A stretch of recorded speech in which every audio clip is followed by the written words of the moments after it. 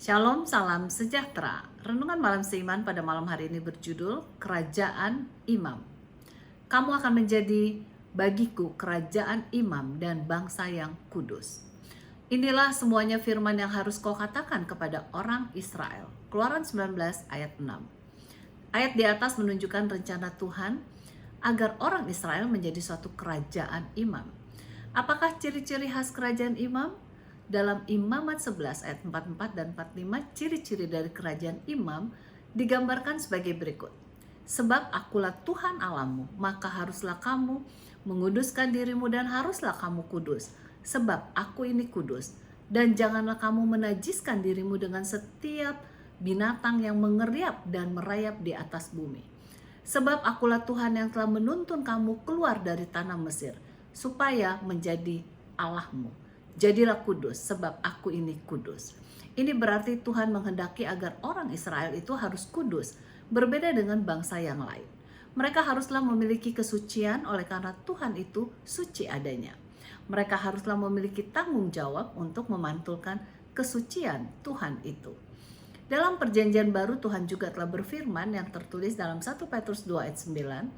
Tetapi kamulah bangsa yang terpilih, imamat yang rajani, bangsa yang kudus, umat kepunyaan Allah sendiri, supaya kamu memberitakan perbuatan-perbuatan yang besar dari Dia yang telah memanggil kamu keluar dari kegelapan kepada terangnya yang ajaib. Kita adalah Israel rohani yang juga merupakan kerajaan imam. Untuk itu Petrus memberikan karakteristik yang tertulis dalam 1 Petrus 1 ayat 15-16. Tetapi hendaklah kamu menjadi kudus di dalam seluruh hidupmu, sama seperti Dia yang kudus, yang telah memanggil kamu, sebab ada tertulis, kuduslah kamu, sebab aku kudus. Tuhan menghendaki kita mempunyai kehidupan yang kudus, berbeda dengan kehidupan orang lain di dunia ini. Kehidupan yang kudus itu harus terlihat dari kata-kata kita, tindakan-tindakan kita, perencanaan hidup kita, serta tabiat kita masing-masing. Hal ini dapat terbentuk hanya melalui iman kepada Tuhan. Kasih karunia yang berasal dari Tuhan akan menghasilkan kerinduan untuk memiliki kebenaran Kristus, yang merupakan pantulan dari tabiat Yesus yang penuh dengan kasih. Kasih kepada Tuhan dan sesama manusia harus terlihat dalam dunia yang hanya mengasihi diri sendiri, serta harta benda atau kepelesiran kehidupannya.